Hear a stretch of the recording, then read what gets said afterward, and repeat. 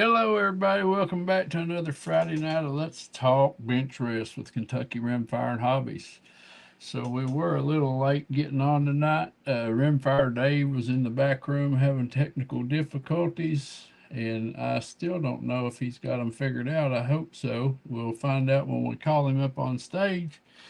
I see Chris Lang out there saying hello. We got Mike Moore, Ron 2A Matters. Let's see who else. Rustic Rimfires listening from work. There's Ronald Eastman, and we're gonna talk about another panelist tonight. And I encourage you guys in the side chat to ask questions if you would like to know about the person that we're interviewing. Um, I just thought that it would be cool to get a little to know a little more about each person that sits in the panel with us each week. And so the last 2 weeks, I have invited a special guest, and last week he decided he wasn't going to be able to make it, and this week I wasn't able to get a response from him, and that would be that big guy over there at Day at the Range, Elijah. And so we got a meet and greet coming up, and actually it's a week away, and I hope he don't stand me up at that meet and greet as well. After all, it is his challenge. He called me out, so I hope he shows up. But we'll see. But tonight we're going to interview uh, Mike from MN Shooting Sports, and this guy's got a lot of background with firearms and a lot of knowledge, and I encourage you guys to ask questions. So we'll start bringing who we got backstage. I will tell you that George is out tonight. He said he might be able to get in a side chat, but he won't be on camera tonight. So we missed you, George. But up first, we're going to go ahead and bring out that Minnesota Mike. How's your week been, buddy? It's been good so far, Chad. How's yours been? Well, uh, I got 2 days of work in, and it started hammering the rain, and it got so muddy where we were working at that it was unsafe to try to pull the equipment in and out. So I got sent home Wednesday, and I was off Wednesday and Thursday. I'm normally off on Fridays, so I missed 2 days of work this week, but I took advantage of that because I'd been wanting to buy my wife a car, and I took one of those days and drove to Louisville, Kentucky, and bought my wife a new car. So it's been a good week. Good Yeah. week. Happy wife, happy life. That's what they say, right? Yeah, I saw the video using the whatever that Canva machine Yeah. or whatever. Yeah. Carvana. Yep. Yeah, They Carvana. Yeah, yeah. yep.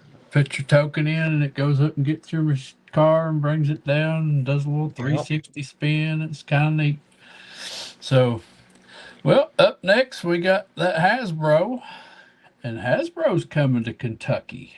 I How's am. your week? How's your week been, bud? Week's been tiring, but in a good way. Just busy and working a lot. And so this weekend will be all about prepping. I'm gonna do some shooting tomorrow, but prepping to come down there and take the title, whatever that may be. Which and, one? uh, well, I don't know. Probably have to just make one up on the way home because I'll lose everything else. But we'll have a good time for sure. I hope my nephew's still coming. Chips may still come too. We'll see. Okay, And so I will tell you this: there may be a title because we just shoot for bragging rights. There's no payout. There's no trophy. We do track high score, and at the end of the season, whoever has the highest score in each class, we get a plaque made, and we put that plaque in our shooting shelter. So you get your name on a plaque if you hold a high score for the year in a tell you, certain class. good. Well, I But tell you what, we'll come up. Go ahead. Go ahead. I'm sorry. Rimfire Dave has a carload of prizes that he's bringing to the match. And he's giving away trophies and elbow pads, that you rest your arm on by your shooting bag.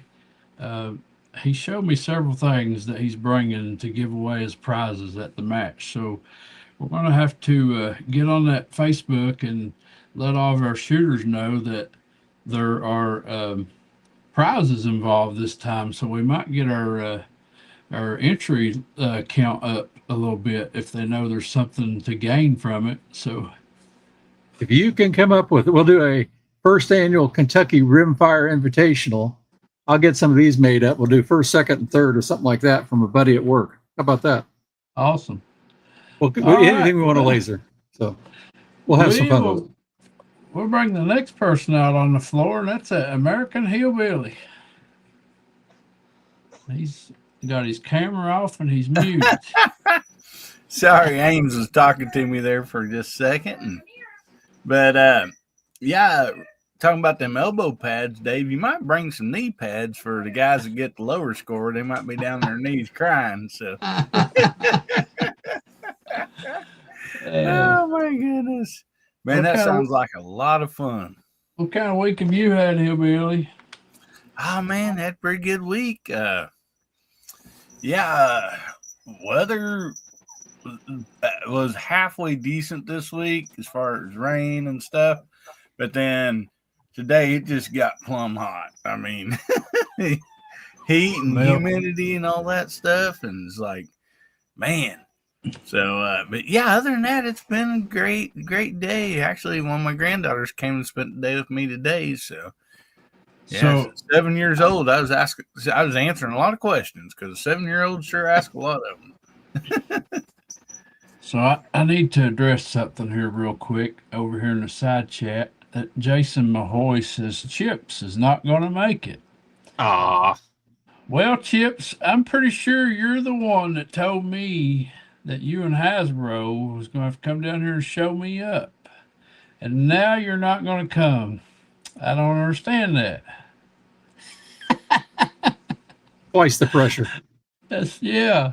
Get in that RV and get down here, buddy. So, anyways, next up on the floor, we got Justin Lowe from here in Kentucky. Howdy, guys. Glad to be here tonight. Did you shoot a 25 straight tonight? I did not. Okay. I shot a 23 is the best I did tonight. Justin just hurried home from the trap range so he could get on the show. Yeah. So, but what have you had going on this week? Oh yeah, you've been putting in septic tanks and been working in the rain all week. Yeah. Yep. You're on teacher's break and you're side jobbing and working harder harder. than you do normally. Yeah, I get that. So after buying this new car, you hiring any help on your side jobs? I work on Fridays. Especially when it comes to septic tank work, huh? Yeah. I'm doing a home addition, and I've had to move a septic tank and outside the HVAC unit. You can't find anybody to do anything, so you got to take matters in your own hands. Yeah. All right, and the last person we got in the back room is Rimfire Dave. Let's see if he got it figured out. He looks like he's got his ears in now, and he's getting ready to pose for the camera. So let's bring him on out here. How you doing, Dave? Oh, good. Technical difficulties. You got it figured out now, buddy. How's your week do. been? Oh, busy. It rains every day, and I just finally got to mow the grass today. If it don't quit raining, you're going to keep figuring out stuff in that thing to bring down here and give away. I'm giving everything away. Hey, Yes. Lord. I'm excited for you guys to get down here and us actually get to shoot together. Yeah, everybody come. I'm bringing a whole bunch of stuff to get rid of. Yeah. He says, bring your pocketbooks. All right. Well, last week we interviewed Justin, and that went pretty good. Better than I thought it would actually. So there was some. What does that mean? Well, I wasn't sure everybody would come prepared with questions and if we could make an hour and a half out of it, because that's my goal, was to make my show about an hour and a half. But we actually went a little over an hour and a half last week talking to Justin, and got some details out of him that a lot of us probably didn't know about him. He shared a lot of information with us last week. So, and I know Mike's done one of these before for um, Alan. Alan at Benchrest Marksman. Um, and we talked about that last week, but there may be some people on here that's not seen that before and don't know a lot about him. So tonight we're gonna ask Mike questions and figure out a little bit about his background. So I guess starting out to open things up, Mike, you want to tell us a little bit about yourself, your history, how you got into all this stuff? Uh, well, the shooting just kind of, is same as everybody, spending time on the grandparents' farm, bored as a kid. So of course, grandpa, when he wasn't giving me a brick of firecrackers and a book of matches and saying, go entertain yourself, he was letting me shoot BB guns and 22s. So that's where, the gun stuff started. Did a little hunting growing up, not a lot. Uh, and then, by the time I was 17, I joined the Marine Corps, and I spent the next 20 plus years, on active duty, most of which was in California. So there wasn't a lot of shooting going on there. And I retired in 2004, came back to Minnesota, and I didn't really have a lot of passion for guns. At that point, once I got back home here, I only had, I think, a handgun at that point. And, found a job, started working, and kicked that around for about a year or two. And I felt lost. I didn't have any sense of belonging. And then I joined one of the ranges I've been with ever since. I found the American Legion Post 435 had a gun range and had a high power CMP club. So you're shooting positional, ARs, in a standing, sitting, kneeling, prone, which is just like what you shoot a qualification course of fire, in the service for, service rifle. And I found that gave me the camaraderie, and it sparked an interest in shooting for me. That and just a bunch of the guys that I met down there, and that's where it really all started, and the shooting came back, because the 21 years or so that I was away from it while I was in the service, uh, I had a handgun. If it wasn't shooting something for the military, I didn't shoot. I didn't come back home and go hunting or anything. Uh, the family that I had that hunted and was into firearms, uh, they had moved on from it. The one family, sold the land where we used to hunt, and so there wasn't any interest. So my kids didn't grow up with any interest, and it was finding a gun club and hanging around other veterans that were shooting ARs and M1 Garands at paper targets at 2, 3, and 500 yards that sparked an interest in firearms for me again. So, Well, so I'll go first. How long after joining the gun club did it take you to become? I believe I read on MN Shooting Sports you were a safety instructor. uh, so eh, as far as so I have multiple military firearms safety instructor stuff. I was in the Marine Corps. I was primary marksmanship instructor. I always shot expert, the highest level of uh, with the service rifle M16 A2 with iron sights. There's three tiers. There's marksman, sharpshooter, and expert. Expert is the highest out of a possible 250. You got to shoot more than 220 possible points over a course of fire. All but 1 year out of the years that I served that I had to qualify with the rifle, all but 1 year, I did not shoot expert, and that 1 year was in boot camp. I shot the grade below that, sharpshooter, and hone that in while I was in. So because I was consistently shooting the service rifle with a very consistent score every time I qualified, they sent me to a course of fire so I could help instruct other people on proper fundamentals, of shooting, being in the right position, and coach them through what they were doing wrong while they were at the range qualifying, with the service rifle. And for those that have never served or had served where rifle qualification or pistol qualification becomes part of your promotion process, that getting that highest tier adds additional points, which means you get promoted quicker than the people that can't shoot the rifle. Just like if you can swim and you can do water safety stuff, it's a higher classification. It means you're just a little bit more competitive and more well-rounded. So that's why it was important, and why I was a PMI and a range coach, and I had completed, or it was a division range safety officer. um, then after I got out, what I think I've got on the website, what I'm talking about is, I joined after joining this club and talking with people. They convinced me that I should get into the firearm safety program that the Minnesota Department of Natural Resources run, and that's the hunter safety, youth firearm safety that everybody at the age of 12 in this state has to have in order to get a deer tag or go deer hunting, after the age of 12 with an adult.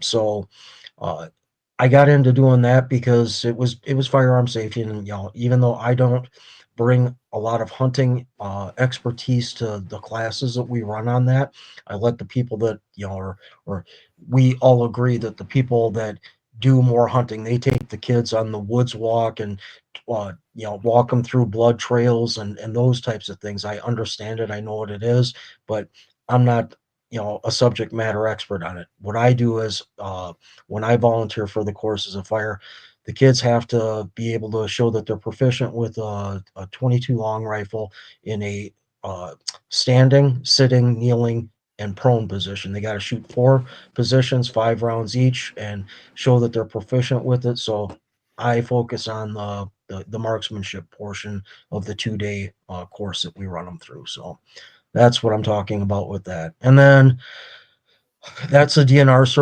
certification. Then I also, on my own, went out and found a class and got National Rifle Association range safety officer certifications. And so I'm an RSO, where I can run any NRA approved, rifle range. And then after I completed that, I wanted to get some additional qualifications, but those NRA qualifications are getting very, very hard to do because the way the NRA changed its structure and how those classes go, you pretty much have to go to the East Coast and attend the classes now to get certifications. But I was able to also get a certification as or in range development and operations. So I got a little bit of knowledge in, like, if you were going to build a range from day one, all of the things you need to factor into your range to meet, all the environmental issues and encroachment of neighbors and blah, blah, blah, blah, blah. And the reason I did that is because I'm trying to help a couple of struggling ranges look towards the future and the vision of what we need to do so we can ensure that the longevity of the range, and that we're doing things safely so we don't have an errant round leave the range, and lose our gun club. So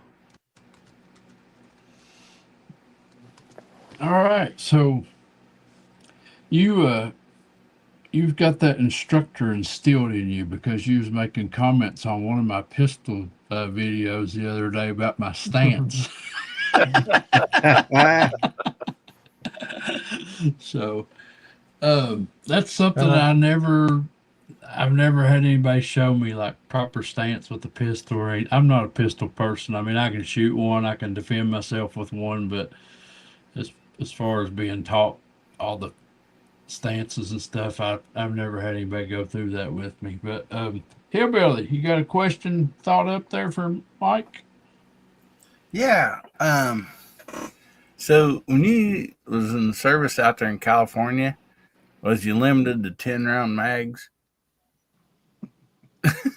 uh, the At the time that I bought the Taurus P92, that I had a 15 round mag. That Oh yeah.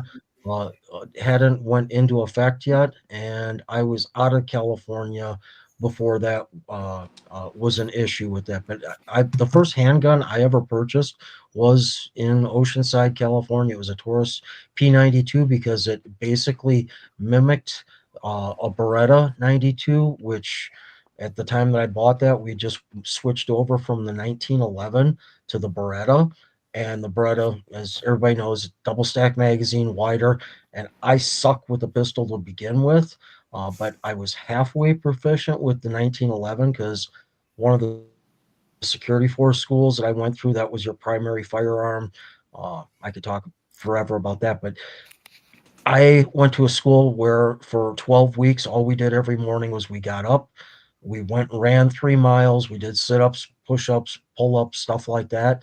We went to chow, then we went to the armory. We drew a Mossberg 870 and an ammo can full of 12 gauge and a 1911 and about 500 rounds of 1911. And you went to the range and you shot every bit of it Yeah. every day, five It's days a week. it's changed So, a lot. My son's in the service. They don't even get to shoot any live rounds until it's time to qualify. yeah. He's So going. when I went through that school, it was the whole point of that school was we were I was stationed on naval vessels that carried nuclear weapons, so I was part of the security detachment for the security of special weapons on board Navy ships, right? Uh, so that's why I went to that school, and I got proficient with the 1911, but not like, okay, I can shoot bug holes. What I got proficient with was I could take a condition 4 magazine inserted, no round in the chamber, and go from a holster to a double tap in the chest in 3 seconds. With a failure to stop in 4 seconds, a third round to the head, because to pass that course, that's what you had to be able to do with the sidearm. But I was never like couldn't shoot small groups on a bullseye paper target. And that's what you get a pistol badge for promotion points and stuff. So back to what I was trying to get to, because I get sidetracked, is the reason I bought that Taurus was because it mimicked a Beretta, and I sucked with the Beretta because I didn't like how it felt in my hand. So I bought my own pistol so I could go to the range on base and shoot my own pistol to get better, because in the military you can't check the government weapon out and then take it to the base range on a Saturday or Sunday and shoot your own ammo through it. So Cool. So, real quick, we got a side chat question over here from Rustic Rimfire, and I guess this might be based on one of Mike's comments to his videos. He says, "Mike, is this why that you asked about the fence in the backyard?" And I guess he's talking about you were talking about setting up ranges and boundaries and all that stuff, and so yeah, the video he put out, I think yesterday, or maybe it was earlier this morning. I watched it today, and he's shooting suppressed and at 50 yards. And when he turns the camera and is talking to the camera, I can see he's got another target further down, but he's got a fenced area right next to where off of in his background with clothesline pull up and stuff. And he made the comment that, well, when he shoots suppressed, it makes it, the neighbors happier and stuff. And I was just thinking, if that fence is your neighbor, that's awful close to be, you're probably going to need to shoot suppressed, because most neighbors aren't going to probably have that. Looks like he's got a lot of property out this way, but this way he's got someone right on top of him. And he replied back to me and said, "No, yeah, it's my neighbor. It's the fenced area for a dog. She doesn't mind me shooting. She comes over and watches me." So I was like, "Oh, that's cool then." So Good neighbors. yeah, But that was the training in you looking at that. well, yeah. Yep, Looking at that, and yep. I was going to comment to him too that the one that looks like it's out beyond 100 there, uh, the height of where the target's at and the backstop, from the way I looked at it, it's like, yeah, I don't know, it's kind of sketchy, but All right, Rimfire Dave, what kind of question you got for Mr. Mike? When did you go start shooting 22s, Mike? uh, the 22s started about 5 years ago, and that was solely out of I started asking around to my mom has got 9 brothers and sisters, so she was one of 10 kids, and the when I uh, did my firearm safety, when I went through the DNR firearm safety program when I was 11 years old in Minnesota back in 1979 or whatever it was. Uh, the Where I went through it at a Moose Lodge, you had to bring your own firearm to the class that you uncased and that you used for the woods walk and all those types of things. Well, I didn't have any guns in the house because uh, my mom wasn't going to let that happen. I was raised by a single mom too. Um, so what happened was the summer prior to me taking that, she knew that I was going to have an interest, so she was going to sign me up for firearm safety. Uh, and the summer before, I spent all my summers on the family farm so she could work the third graveyard shift and make some extra money. That summer before, uh, when they put me on the Greyhound bus to ship me back up to the Twin Cities, St. Paul, Minneapolis area, they put me on a Greyhound bus with Grandpa's 22 in a gun sock between my legs. And I rode a Greyhound bus 400 miles at the age of 11 with a pocket full of 22 shells and a bolt action 22 while my suitcase was in the bottom of the Greyhound bus. And I've got an aunt that put me on that bus, and she still loves to tell that story today. That can you believe that we put Mike on a Greyhound at the age of 11 with a rifle and ammunition, you know, and nobody died, so Hey, he's prepared. You were yeah, prepared. but it was a different time. But anyway, what got me into it was uh, whatever it was, 5 6 years ago, I started thinking about that rifle, and I reached out to my 3 uncles and I was like, "Hey, do any of the 3 of you have your dad's bolt action 22?" And they were all like, "No, we don't, but we think Isla, one of my aunts, we think maybe she's got it." So I reached out to her, and she's like, "Yeah, it's just been sitting in the closet. None of the boys wanted it when when my grandfather passed away, when they cleaned out the farm. So she brought it back to her place and it had been sitting in a closet forever." So she's like, "Do you want it?" And I was like, "Yes." So I went over to her house and I got it from her, and a wave of emotions and all of that type of stuff, and that got me into thinking that 22s were pretty darn cool again all of a sudden. Oh, So good. I shot that for a little bit, and that's what sent me down the rabbit hole of collecting Stevens 22s because my grandfather's Stevens model 84 5 shot, box magazine, bolt fed, Springfield Stevens 84. Uh, he bought that brand new in 1939. So uh, when I got that, I couldn't help it. I'd be at a shop, and I'd be looking around for another Stevens, and it started one day when I was at a gun shop, not looking for a 22, and a guy come in with 2 3 rifles in cases, and he sets them on the gun store that I go to get all my reloading supplies. He sets it on the glass table, and they're unwrapping it and stuff like that. I'm starting to look over, and the the guy John behind the counter, he can just tell that I'm interested. He's like, and he's giving me the stink eye, like, don't you say shit, you'll get your chance, type of thing. Because I'm hovering there, and and he's giving me the body language to. So I hung out there longer than I wanted to, because one of them looked a lot like Grandpa's, but it was a single shot. Well, it was a Model 83. It was a single shot, otherwise identical rifle. And when it was all said and done, I left there, paid him $60 for it. I think he gave the guy 40. I gave him $60 for it, and I left with my second Stevens of the the utility era bolt rifle hardware store style guns, and that was it. I was on the path that I'm going to find every one of every Stevens 22 ever made, and I'm almost there. Excellent. Thank I you. know you said there's only a few of them you don't have, and the ones that are left are pretty pricey. I don't have a Model 23 Sure Shot, so if anybody out there watching this ever comes across a break action 22, but instead of it being a break action where your barrel does this, the barrel does this. It Oh yeah. tilts 70 To the side. degrees to Yeah. your left, to the side, and it ejects the round out this way, and then it clicks back into place. If you ever come across one of those and it's a Stevens, and you can get it for less than $5,000, buy it, because I'll give you every penny of that $5,000, because I Careful have with chased. prices.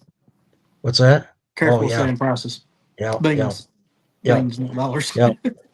So, but what I'm saying is, I've chased some that were rust buckets that have come across their upper auction that were nothing more than wall hangers, and I dropped out when it got into, uh, you know, a lot of beans, uh, because I was like, well, in the 6 7 years I've been, it's been about six since I started collecting Stevenses. That particular model, I've only seen two ever come up for auction or for sale. So How many is in existence, you think? they were only made from 1904 to 1906, so it was a very limited 2 year production. And like a lot of the boys or the little boys Yeah. rifles of that period, think of most people are more familiar with like a Winchester. What the heck is it? The Model 13 or something. A very fine, little thumb action single shot Winchester rifle that was made. The stocks were they were made out of poplar, and Yeah. they were so thin that they Yeah. just didn't hold up. You leaned it up against something, and somebody leaned on it, and you broke the stock.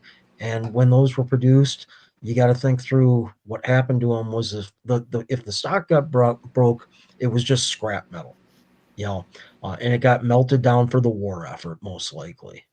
So very, very, very rare. There's no production numbers known on most of the Stevens stuff that's out there, because the Chicopee Falls, Massachusetts plant, where everything that I collected stamp Stevens had to have come from Chicopee Falls. They shut that plant down in '67, and there was a fire that burnt all of the records up that was out there in like 1970. And they didn't keep good records to begin with. Boomstick says that his neighbor's house used to be his backstop. Wow. Uh, He must have grew up in a ghetto. Better than your neighbor being the backstop. So, Yeah. one thing. So, Justin, you got a question for Mike? Um,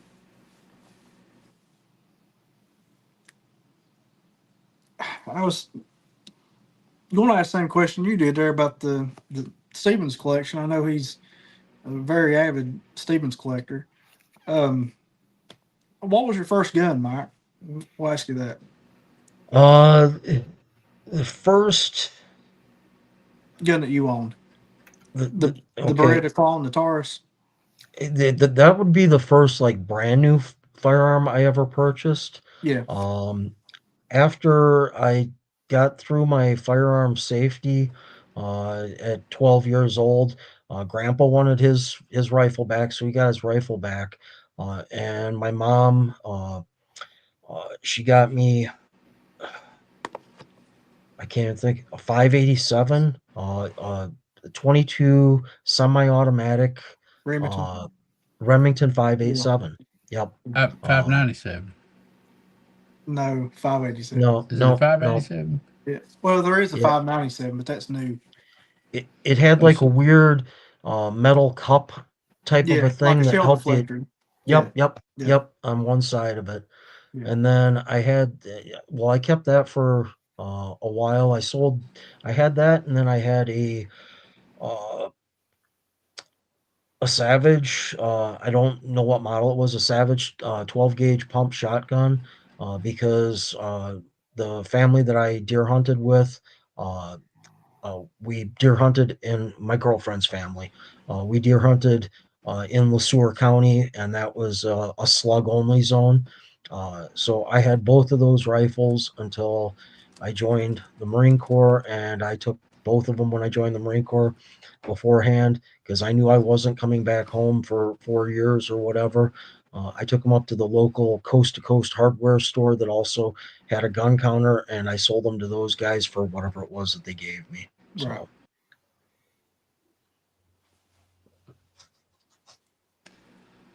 All right, Hasbro, it's your turn. Well, you can obviously make a Savage shoot with some duct tape and one screw.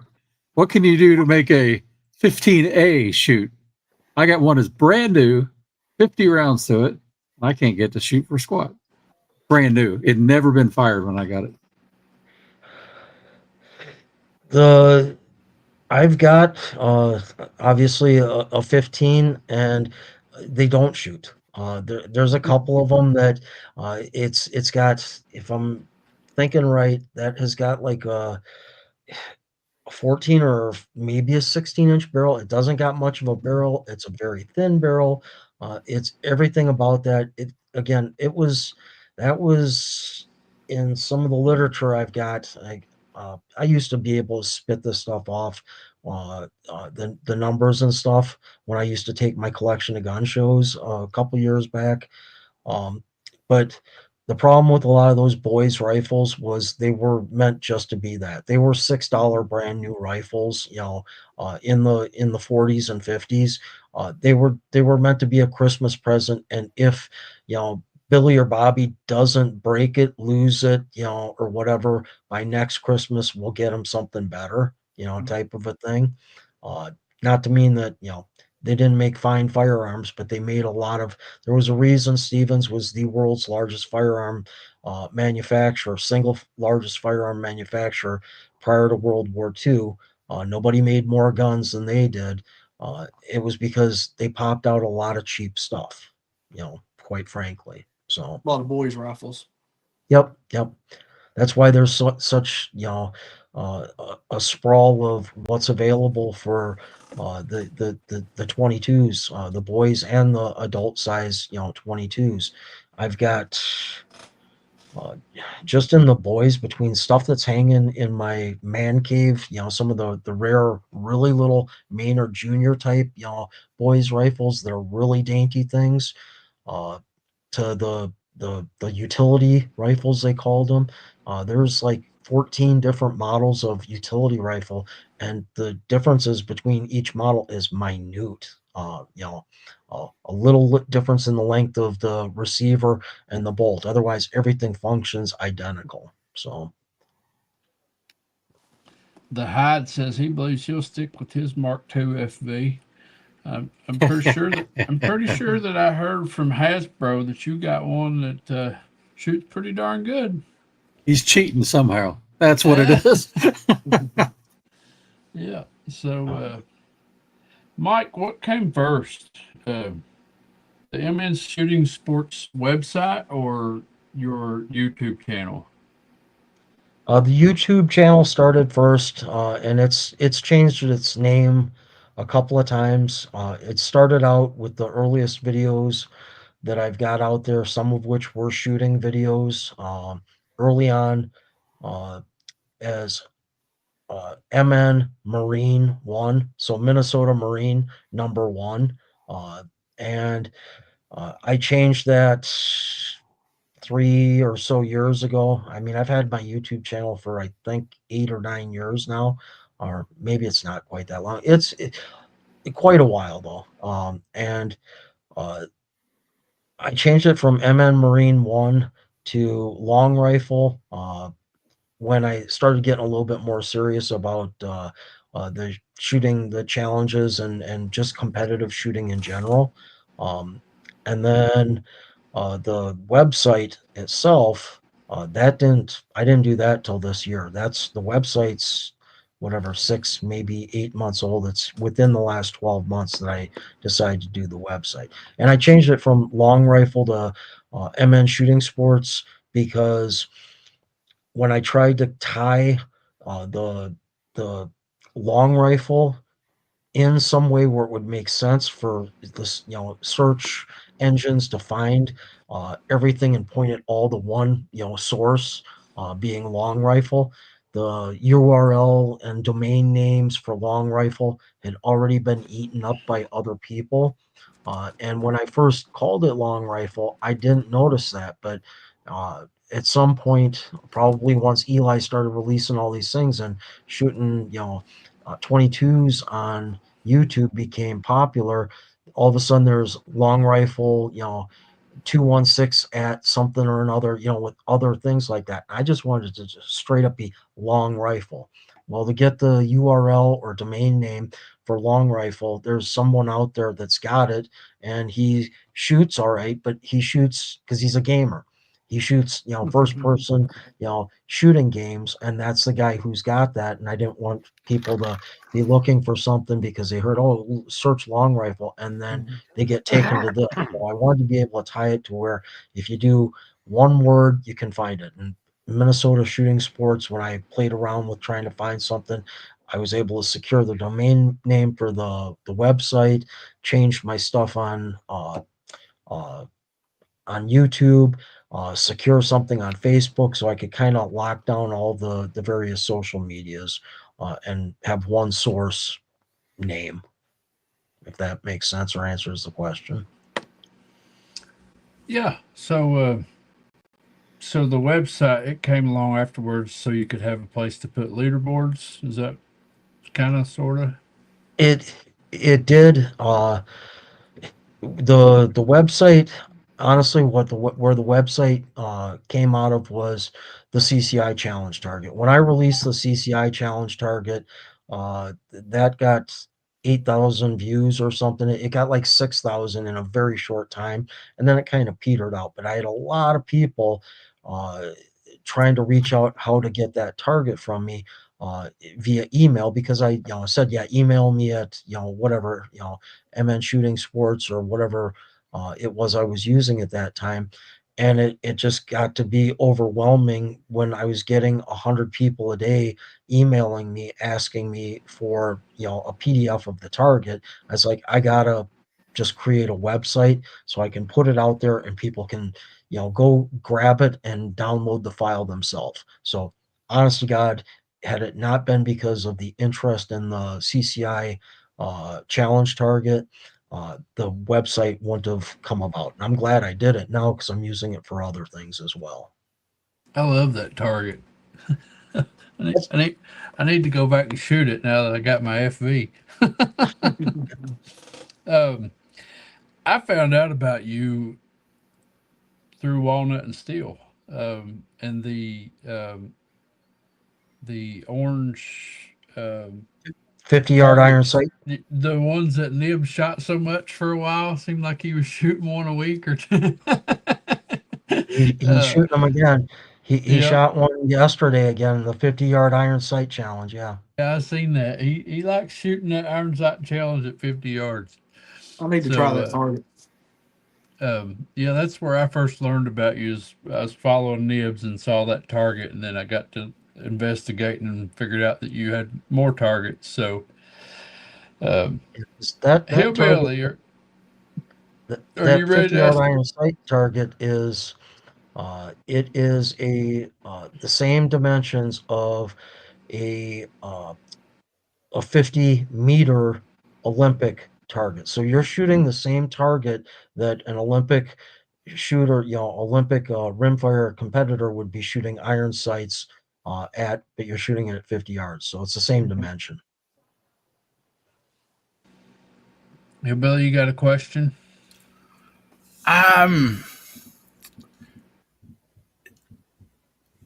Well, do you think you will like ever get into a little bit more of a Gucci setup, like, aftermarket chassis and, get on up there, well above 1K, setup for a 22?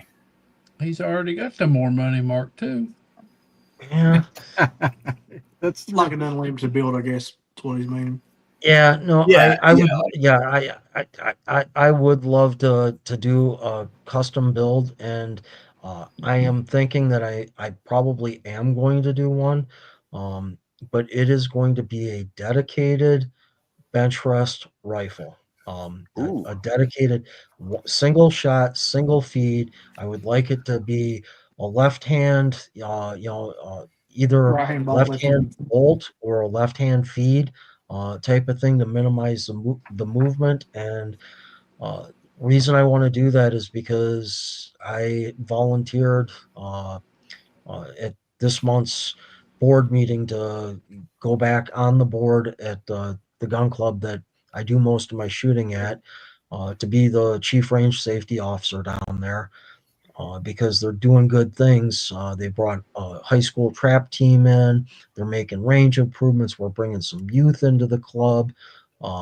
So I want to I want to do something where we can do it hopefully in conjunction with the days that the high school trap teams are shooting, where we can do 50 or 100-yard true bench rest style, single shot, single feed rimfire matches for maybe the parents while they're waiting for their kids down there that are shooting rounds of trap to do something. If not, it'll just be for me and the old guys at the club that already like to do that kind of stuff, but it'll give us a more regular basis to do it. But I do want to build a true bench rest single shot rifle for that. I don't want to do any more years of shooting these 100-yard challenge targets that I put up down there for these guys with modern rifles. And so yeah, I probably will, Hillbilly. Yep. So I'm with the Hyde. He says he's tried nearly all chassis setups for the 22, and for bench rest, he'd take a wood bench rest stock any day. Yeah, I'm uh, I'm right there with you. For the bench, I like a 3-inch wide base stock. Um, don't necessarily have to be wood. Some of those fiberglass ones are like the blue rifle that I got.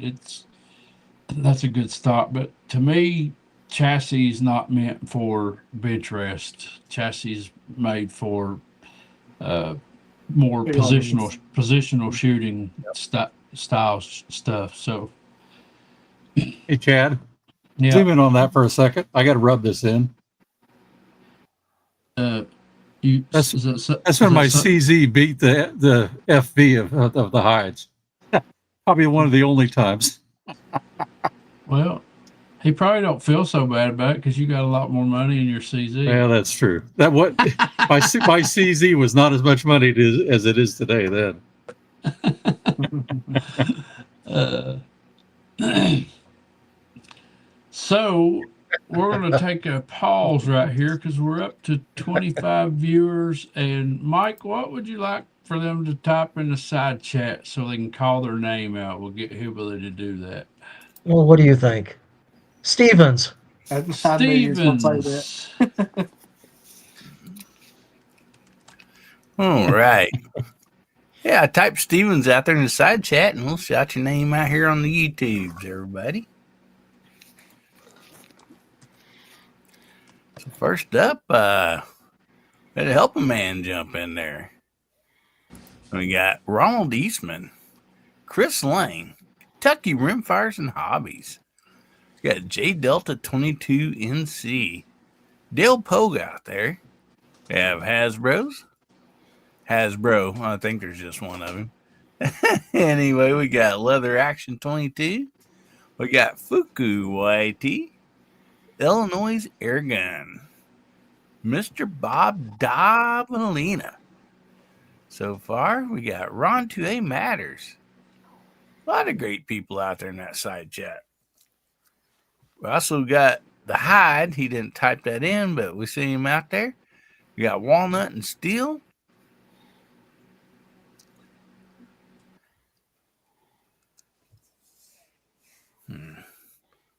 We'll see if there's some more come in here, but that's all we got so far.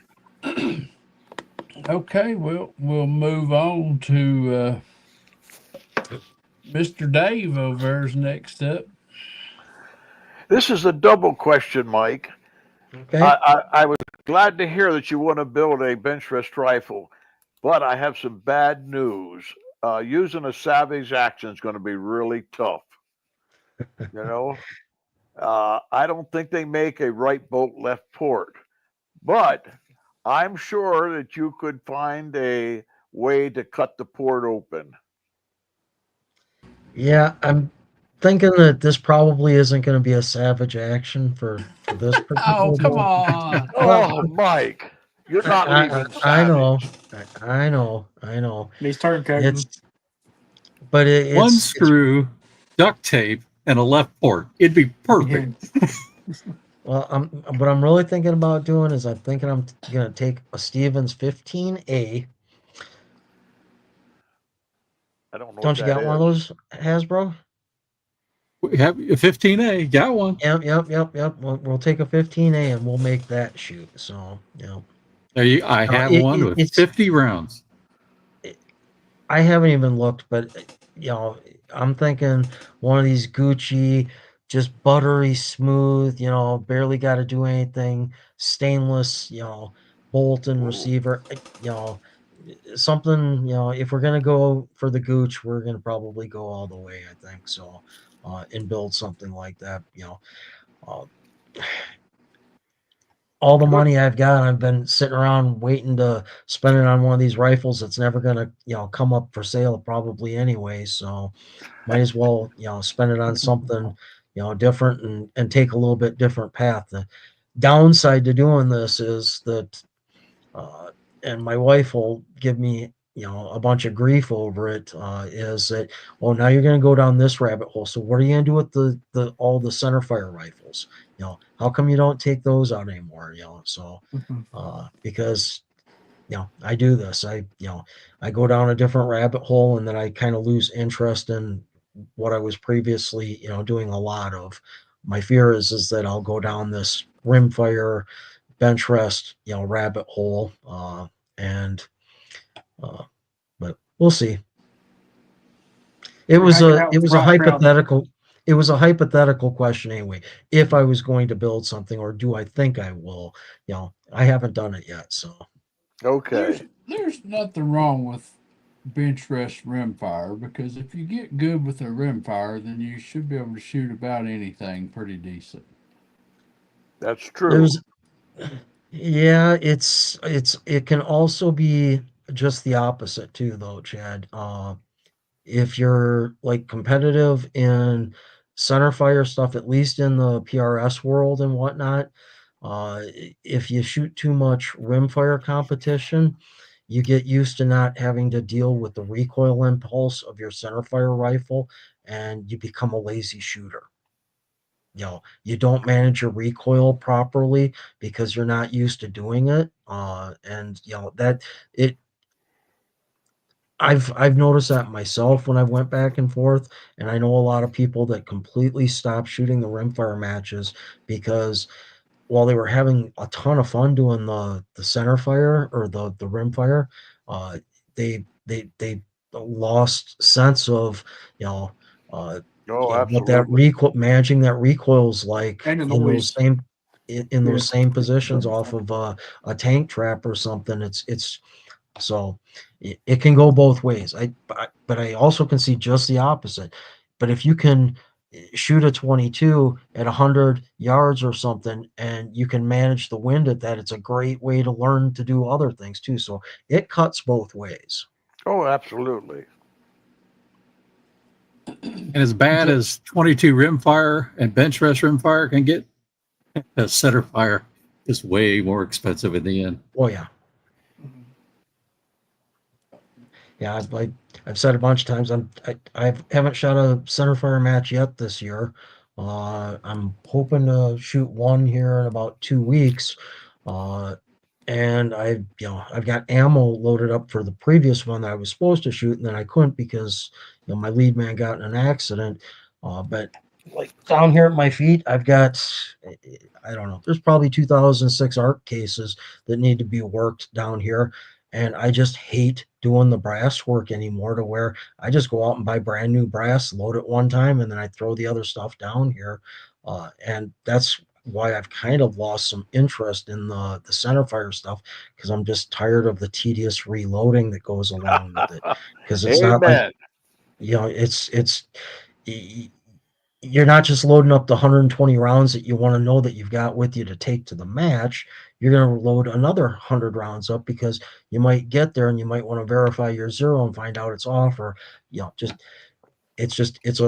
it gets expensive, and it's not even the expense. It's the time. It's the time. Yeah. Yes, absolutely. When I can just buy a case of Pistol Match Special and be good for 6 months. That's the way to go. Yeah. The Hyde said that centerfire will make you question your life choices.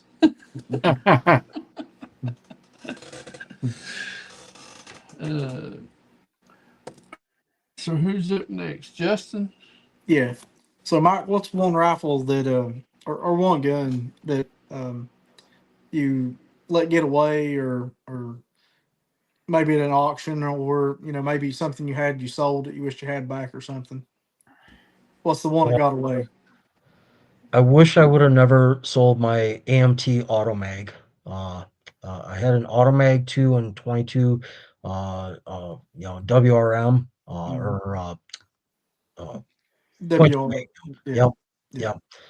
And that gun was just so dang much fun to shoot. But the ammo was expensive for it, and was one of those things where I'm looking around in one of the gun safes. I'm like, I need to get rid of some of this stuff, and I haven't shot this for a long time, and I got rid of it, and I wish I wouldn't have, because I miss it. Yeah. And so that's one of the few that I've gotten rid of that I regret, is that one. I've gotten rid of a bunch of them. I really don't have any regrets on any of the ones I've gotten rid of. But that one I do. And I had one other one, but I went back to the same gun store because he still had it a year later, and I bought it back, which was my first carry firearm. It was a Kimber Ultra, 45 ACP, and I sold it to them they took it as partial trade on something, and I missed it. And every time I'd go into that same gun store, it's the gun store where I get my reloading stuff and everything, and it was still sitting in there with the same 3 mags a year later and everything. You brought it back home. And it wore on me that it was there. So I was like, John, remember you took that and you sold me that 6.86 and you took this on trade. What can you do for me? And he's like, let me go look. And he gave me a good deal on it back. So, but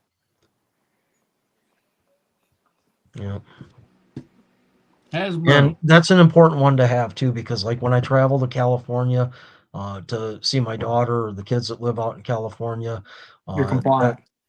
It's the only one that I've got that is compliant. Yep. It's that I can go out there with that, with the mag in it, and the 2 on the holster, and and then as soon as I get to that last stop before you enter California, that last gas station, take it off, lock it up in a lock box, and drive into California and still be compliant, once it's in there. So.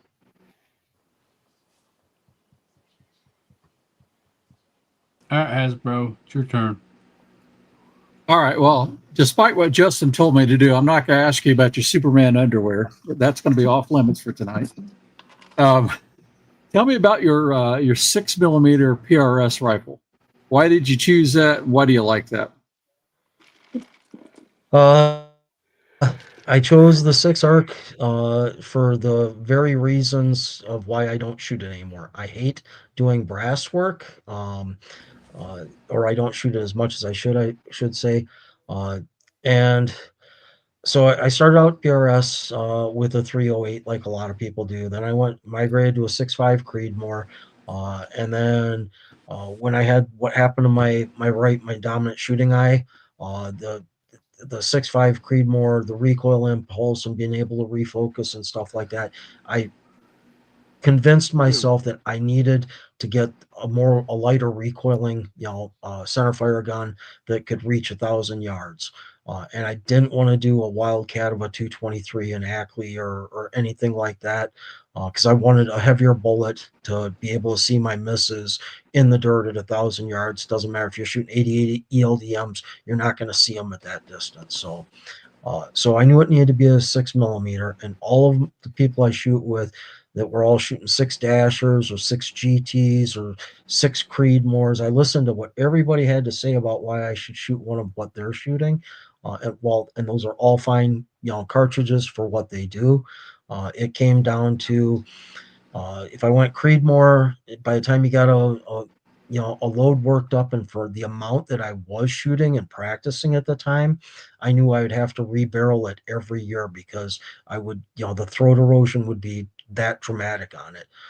6 Dasher, uh, shot a friend's and talked with him on it and everything, and I was really close to doing that, except you couldn't get any decent brass at the time. And if you do a Dasher, you're necking down and you're changing, you're wildcatting a parent case to something. I already don't like doing brass work, so that's another step I just didn't want to deal with. Um, which kind of left me with the 6BR or BRA, same thing, Wildcat cartridge, no readily available uh, uh, factory brass for it. Then I'm like, okay, well, 6 arc, what's this new thing? So I did a little research on the 6 arc, and while all the initial stuff on it was gas gun, gas gun, gas gun, there were a couple of people like Kenny that initially was like trying to unlock what the potential of a 6 arc would be out of a bolt gun, and he was showing promising things. I said, that's it.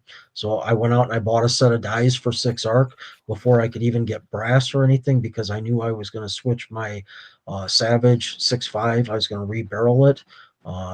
After I bought the dies, I Schillen 5R barrel from Northland Shooting Supply.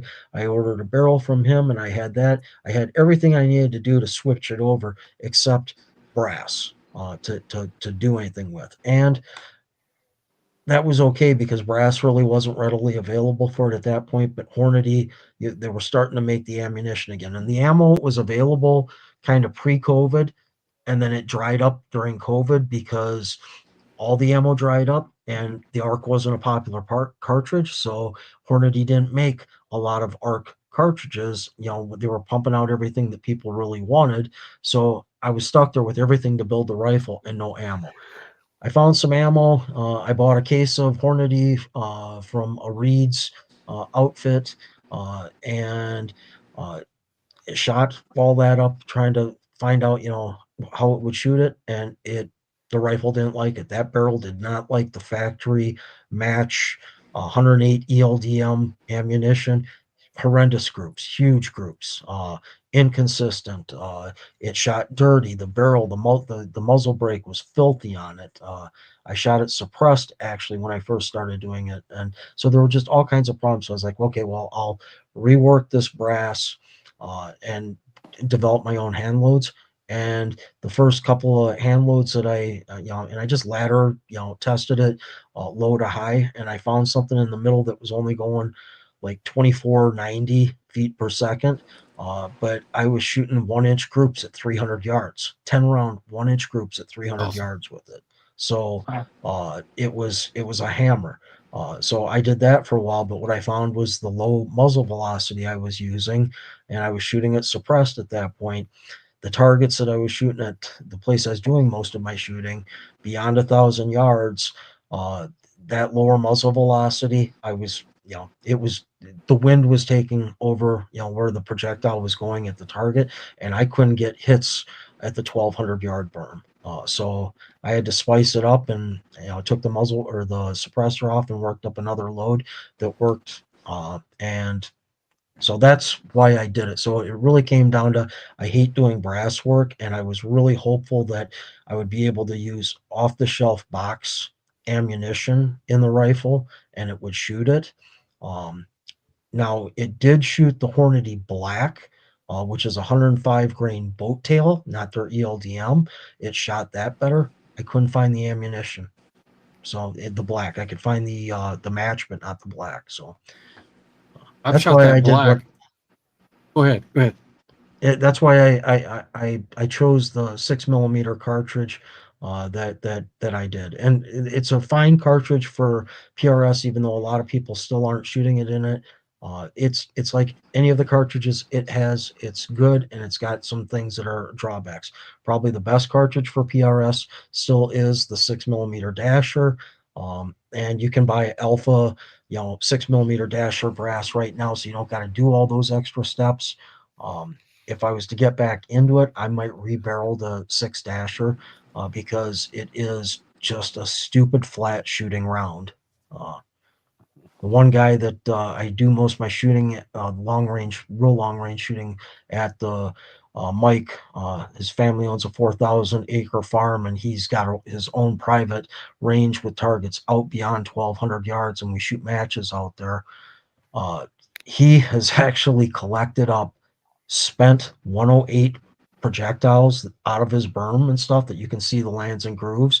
He's went back, reloaded them, fresh loads, and reshot that ammunition out of his Dasher, and it still shoots straight enough to hit, flat enough to hit targets at 1,000 yards. He did a video on it. People thought he was crazy to do it, but he just was like, I wonder if we could shoot this stuff again. He was out there cleaning up his berms. It's like, God, these rounds don't look that bad. They didn't hit the steel, so they didn't have a lot left on them when they landed in the dirt. And, he reloaded them and shot them again. It's a pretty cool video that he did. But anyhow, sorry, getting off target here. Oh, it's all right. So, My only comment was shooting Hornady Black, whether it's in my 6.5 Grendel or my 6mm arc, I could never get it to shoot good. I mean, I just don't know. But the 6 arc, as soon as I loaded hand loads, was one of the easiest cartridges I've ever had to load for accuracy in an AR-15 platform. Super easy. And all of a sudden it's like boom. And in fact, I'll throw those up here in a second, but I use his avatar a lot just because it's a little fire breather of a cartridge, but it's fun. It's a lot of fun. But I'll switch it out in a minute. But yeah, thanks for all the info. I appreciate that, and good background. So I want to shift the gears here just a little bit. I'm gonna take the attention off of Mike just for a minute. I want to put it on somebody else while we still got 22 viewers watching here. So I'm sure most of you probably watched Day at the Range. Day at the Range challenged me several months ago that he was going to come to Kentucky. We were going to compete savage against savage. And he's been working on this savage this whole time. 4 guys in this panel right here is going to be on my range next weekend. We're going to shoot together. And Elijah was invited to be there at that same time. Now, I think he's coming, but I'm not 100% sure. He usually puts out videos on Saturday morning. So all you guys that watch his channel, when you comment on his video tomorrow, why don't you comment something along the lines of this? When are you going to Kentucky? Yeah. So let's poke a little fun with the big guy, because I can't get a definite answer whether or not he's coming. So when you watch his video tomorrow, put that in his comments. When are you going to Kentucky? It's time. Definitely will. Yeah. So I think that'll be funny. He told me he was going to do everything he could to try to be here that the 28th. So hopefully it works out. And we get to put this thing to rest. Bury the hatchet. Bury the hatchet. Yep. I'm So going to video it all. yeah, and in the side chat here tonight, you can comment yes or no. Do you think you'll show? So moving forward, we'll go back to asking Mike questions. Hillbilly, you got another question for him? Not anything I can think off the top of my head, buddy. What about you, Dave? Oh, yeah. What's your favorite ammo, Mike, for 22s? SK, Pistol Match Special. Right now, it definitely is. Okay.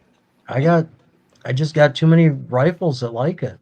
I kind of want to go down and see my guy Troy and get some see if he's got any of the OSP in or just any 10x products or not 10x Lapua products, because I've only ever shot like 2 boxes of Lapua Center X and long range or something that I got from them once upon a time out of my B14R, like back when we were doing the Easter egg target that Eli had up, and I didn't have much of it, and my B14 really shot that well, so I kind of would like to go back and try that. But then when you're putting up 10 round groups that are .361, with $9 a box pistol match special, it's kind of a hard pill to swallow to spend, $19 a box on something, because how much more accuracy am I really going to get out of it? I don't know. But I won't know until I get a brick and try, I guess. So. I thought you shot CCI standard. Well, I do. Yeah. Especially if I can get the old blue box stuff. But how about the white box? The white box? That's old. Yeah, Dave's telling his age now. I believe I have a case of it. Yeah. The only stuff that I had in a white box, and it shot really good.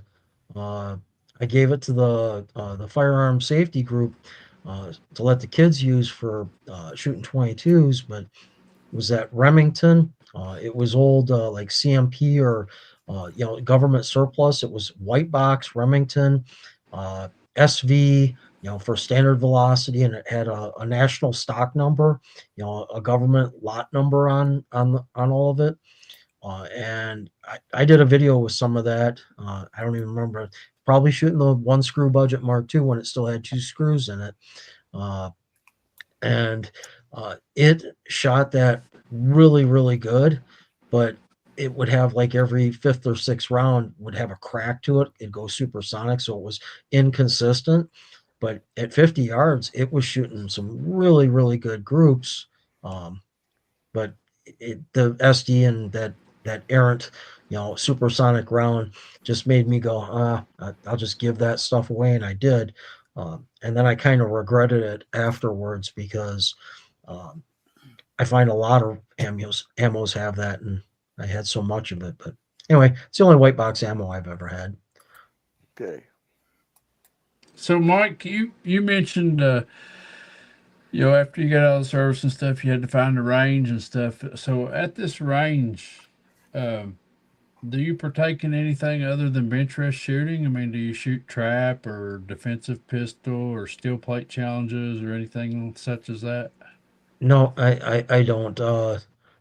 We've the range that, again, my primary range, we've got. Well, we're in the process of building. Like I said, we've partnered with an outdoors club, and they're bringing a trap team in and blah blah blah. But we've always had 2, and I gotta always think about this because I'm not a shotgun guy. I know that skeet is because it's got two E's and two E's point at each other. So that's how I know that that's the skeet range, because their birds are going here and there. So we've got one of those that they're in the process of, they're working on rebuilding. And then we've always had two trap ranges, but they just built a third trap range and put the lights in for it to be able to shoot at night. Off to the one side, they're not using it yet because they're sodding and trying to let that all grow in. And then we're in the process of building another fourth trap range down kind of over in the marshy area, and that may turn into a sporting clay range for the kids to use.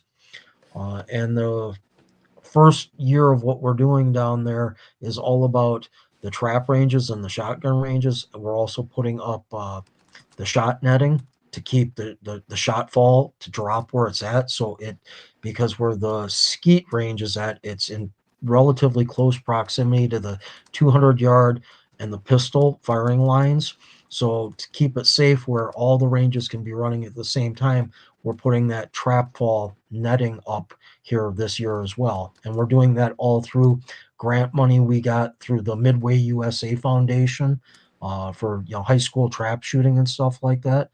And then we got grants for the next 2 years from them as well, and we're going to use that for improvements to the rifle ranges. And then we're not sure what we're going to do with the third year money. So there's a lot of hope on things that we can do better out there.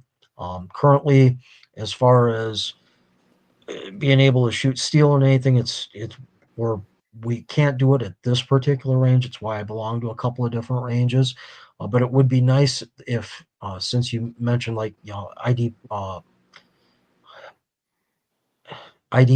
is that it? Yeah. Yeah. So there are people that would love to like find a, when we've got the land to build a bay to do just that type of stuff. So you can do movement with pistols and that type of shooting. Have I ever gotten into it? No, I didn't. I bought everything to do it. I bought a Canic with the extended magazines, and I told myself one year I'm going to get into that, and I bought all the gear to go along with it. And then after I did it, I remembered, Mike, you suck with the pistol. Why would you go out and do this? So after I bought all that and I went and shot it on my own to try to practice, I realized, you know what? You're not going to have any fun. You're going to be madder than heck at yourself all the time. And you're going to think that the way to fix this is you got to buy more expensive gear. So stick with something you know that you can do well, which is rifles. And that's what I do. So no, I don't shoot any type of pistol matches or anything like that. When I shoot steel with a pistol or bowling pins with a pistol or any of that type of stuff, it's just because I got my, the family or someone with me that wants to go out and have some fun and make some noise, and we take pistols out and do that. So, because to them, I am a superhero with a pistol. I can at least hit, I can hit that, that full size IPSC target at 7 yards. Remember the underwear comment. There's some Superman underwear. All right, Justin, you got another question? Yeah. So, what's your favorite rifle caliber? And what is it's 2-part question? And what's one that just absolutely makes you want to throw up when somebody mentions it?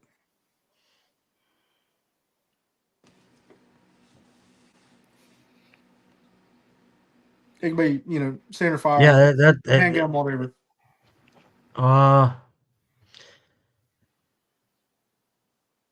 If it's any type of caliber, Yeah. I really like the 357. Whether it's shooting it out of a rifle or a revolver, I like the 357 for a lot of things. So I would say it's probably my favorite caliber. While I don't shoot it the most, when I do shoot it, I have the most fun shooting that caliber. Because usually, I guess when we take the Rossi out and the 6.86 out, it's because we're going to one of the other ranges that's got steel plates that you can knock over. It's got all of that type of stuff, and it's got a bowling pin range. And it's a lot of fun to run a lever gun, on a bunch of bowling pins. So that's probably why I find the most enjoyment out of shooting a 357. Yeah. As far as the caliber I hate, I can't really think of anything that I've ever fired that like I didn't really like or anything. Yeah. I guess another one that I got to shoot more and I don't shoot enough that I really do like is 30-06. And just because I like my oh god, it's not a 1903, it's Eddystone. I've got an Eddystone that I shoot it once a year in a a mill surplus match. Nothing but iron sight mill surp rifles. 03A3. And yep. And I just absolutely love shooting 30-06 out of that. So it's because again, it's fun. It's not something I do very often. Mm-hmm. Cool. My caliber that I hate the most is a 50 caliber black powder pistol. Because it hurt you. Particularly the one that broke my nose. Yeah. It's a nose buster, huh? Yeah. Because somebody down here on the bottom row had her loaded up hot and didn't tell nobody. I told you, hold on to it. Well, you got to look down that barrel when that ball is only about 2 inches down that barrel. The rest of it's packed with Powder. powder. Oh, goodness. Hasbro, you got another question? If you had 122 ammo, unlimited in price and unlimited in quantity, what do you choose?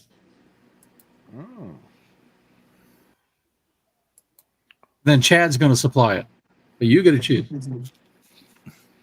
Out of the things that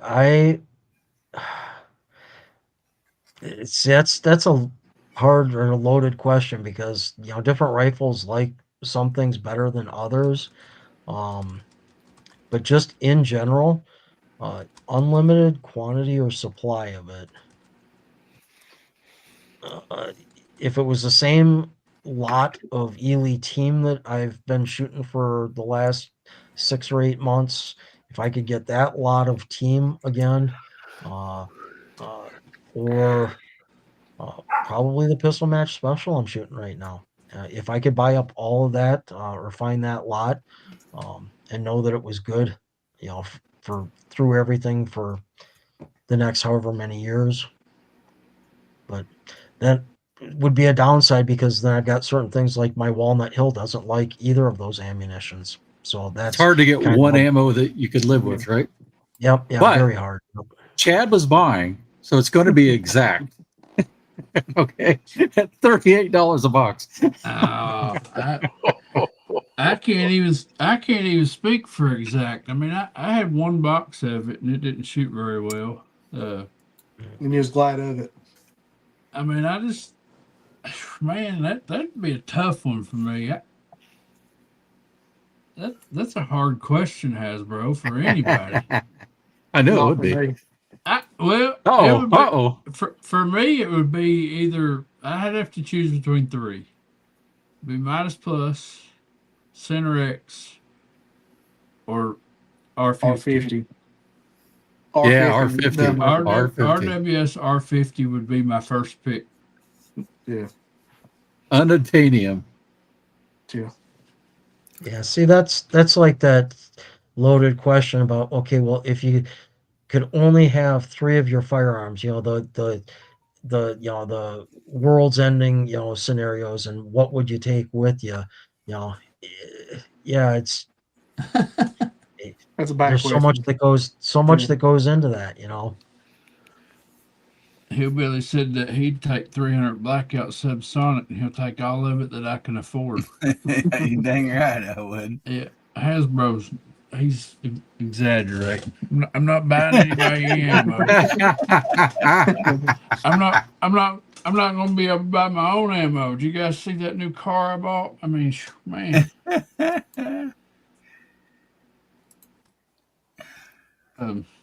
Yeah, that car was free. It's just that token that cost so much you had to drop in. Yeah, that token costs a lot of money. So, I would love to have a rifle that would shoot Ely really well, because Ely seems like it's just more It's available. everywhere. It's you can find Ely, but it just I got a few rifles that likes it, but out of all the 22s I got, they're Lapua or SK rifles. So, all right. So, anybody else got any more questions for Mike? We're rolling up on our hour and a half mark. Yep. Last step. Well, Chris Lang says he wants free 22-250. Yeah, no kidding. Take some of that, It did too. say 22, didn't it? Yeah. Yep. Oh, I didn't I know you like said 22. I missed that part. I come I up like with 300. I like 22-250. That's a hot round. Barrel I'll burn. shoot real quick about 22 Yeah. 250 is a friend of mine, a fellow YouTuber, got the Bold Action Bear Creek. He got it in a 22 250. He bore sighted in, put scope on, took the first shot off the bench, and shot a little low right. Took a second shot, thought he missed the paper. Took third shot, thought he missed the paper. He's like, what in the world's happened? The scopes moved on me or something. Went down there, first three shot, or the second two shots was in the same hole when he watched the camera. So, That's a good problem. yeah, So- 100, I mean, it's only 100 yards, but still, I mean, brand new gun, too, you know, and it's like, dang. Leather Action says both of his 2500Xs and shoots likes Ely, but not his Lone Star. You got some good looking rifles. I've seen those over in your shorts. And I'm getting ready to build a Lone Star Action. I got all the parts laying over here on the table, and we're going to go to this guy's house and build it. So that's coming up on my channel in the future. So I can't wait till this weekend, guys. 4 of you guys are going to be shooting with me, and hopefully Elijah shows up. And George said he might come. But, Well, be we've good got to- to get Mike down too. Yeah, I'd love for Mike to come. We got an airport. He'll Outside be the able. range. You can fly in. Yep. Kentucky. Just rest your arms real good before you start take off. Yeah. It'd be an awesome time for sure. Well, let's go around the room. We'll start with you, Hasbro. What do you got coming up? And let's hear about it, and we'll bring this Well- thing to close. Cleaning rifles, tuning them up, getting ready to come down to Kentucky, primarily to go after Elijah. But if he's not there, you're next. We're gonna have Well- a good time. I'm getting a bunch of Dave, I might leave my Annies at home because Hasbro will be trying to hide them on the RV and take That's them back. true. That's true. I'm gonna bring down a bunch of steel targets for us to do different But- challenges. We'll shoot paper. We'll just have a lot of fun. My And I'll bring 52 down that flintlock rifle. my so y'all can shoot 52s, that. I meant. I gotta hide my 52s from Hasbro. He wants the 52s. You better. Yeah, you better. You got half of them in the country, so you better hide one. I do not. But yeah, I'll bring down that flintlock, and we're gonna make a lot of smoke and fire and have fun. Awesome. That's a sweet rifle, buddy. You did a great job on that. So Justin, what you got coming up? We got Steel Challenge Sunday. Be shooting that match, and haven't really talked about what we're doing tomorrow, but we might sneak off to the range and make some videos, shoot some challenge targets or something. I think somebody on this panel's got a new target dropping this weekend that might have to shoot that. Not mentioning no names. Yeah, you and him be at it again. Yeah. Well, you can play in this one, Chad. So Yeah. Yeah. Well, Dave, I know you got a lot of, I know you've been packing since last week, so Oh, I got to finish packing yet. I all I got packed is just some rifles and then prizes, and I got to get to my garage and pack all the stuff out there yet. You said anything I want to get rid of, you like free stuff. Well, you're getting it all. I got stuff for you too, Justin. You got your own box. I think I'm going to get a box since Hasbro's coming. I'm going to get a box ready for him. yeah. thank you, Uh-oh. Dave. Don't Appreciate don't you. bring us any used toilet brushes or anything like that. No. This is all good stuff you've never seen down there. With it, matter of fact, he came out with a new product, and I had to buy one. I'll have to show you when I get down there. We had a shoot yesterday. It was a 200-yard steel shoot, and he showed me this new. I'll bring it along and show it to you. So Hasbro, is the Hyde the guy you were telling me about? I mean, I've watched the Hyde's videos, but is that who you were telling me you shaved his bullets? No, but it's the guy that shoots with us there. Oh, so Yeah. he knows how you. He knows But that's how you the story. are. He knows all about it. Yeah, he knows how you are. I've not done it yet to him, and it showed because he's been shooting too good, but you never know. Yeah. So, Hillbilly, what you got coming up? Well, tomorrow night we got Guns Burning Therapy at 9 o'clock. It's Central. If you ain't doing anything, swing by and see us. And then I got more videos coming out. We got some suppressor videos and a video coming out with that new bold action AR from Bear Creek. And we got that in a 350 Legend. So we'll be shooting it and then probably shoot it suppressed also. But we'll be putting that on some paper. And yeah, just been busy. Thanks for having me on. Always a fun time here. I was just thinking about something. Hasbro, what day are you coming? I'll come down Friday morning. So next Friday night on Let's Talk Benchrest, What we want to do? all four of us are going to be. We could go to Dave's hotel room, get in the conference room. We'll all be on the one screen. I'll have Starlink. We could do live from the field. Yeah. Oh, Hasbro yeah. Travels Okay. is Starlink. Yeah. Yeah. We're all high-tech redneck in my RV. All right. So Friday night, we can shoot trap. And then we'll jump on Hasbro's RV and hook Shoot up to what? this What did you Trap. say? Trap. trap. Or Yeah. you say crap? Crap. Trap. Trap. Well, that's Is T. that a C or a T? Trap. You mean with one of them scatter guns? Yeah. I'm gonna shoot it with 22 long rifle. Yeah, I don't shoot a scatter gun. I've got a cheap Mossberg 500, but I'll take my chances. Nah. I keep score. Okay. You'll meet a lot of nice people, Dave. Well, that's what he So- says now. Mike, what you got coming up, buddy? There will be a new challenge video coming out Sunday morning, and the target will be available on the website. And it is it's a 10-shot challenge, and it can be shot with any vintage rifle and scope combination.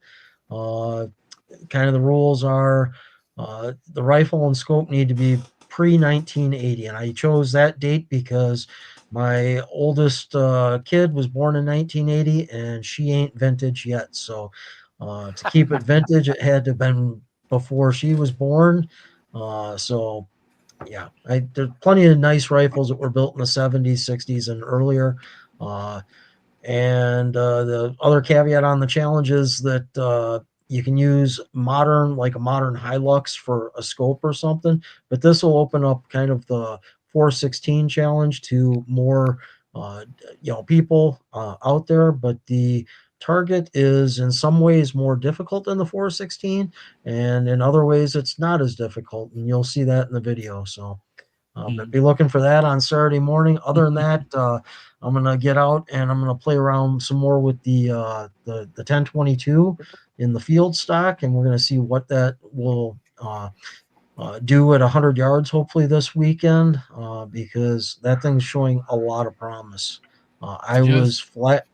I was shocked when it shot that .438 inch 10 round group at 50 with the suppressor, and then another 10 round group that was .361. To put 10 rounds at 50 yards, I just it's a stock 1022. I mean, Awesome. so.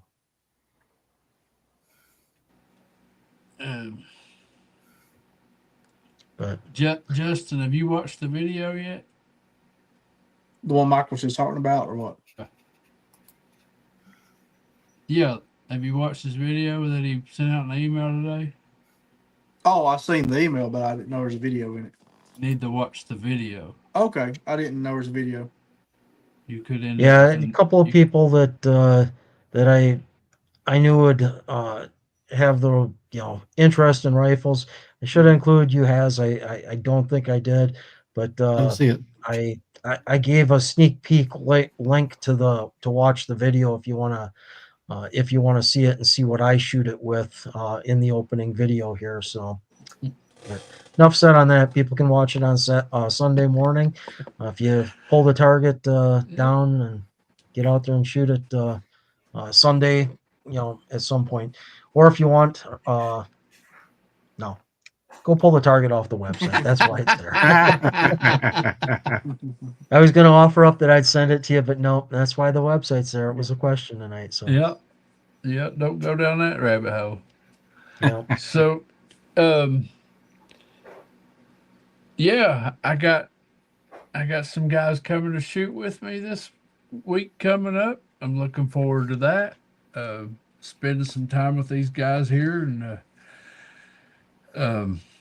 I've got videos scheduled all the way up to the 1st of August, and we've been playing around with the Springfield 2020, trying to get it to improve, and then we also picked up the CZ 455, and we've been doing some things to it to make it better. And I shared some groups that I shot at 100 yards with the guys in the back chat before we got on today, and it's got some potential. It's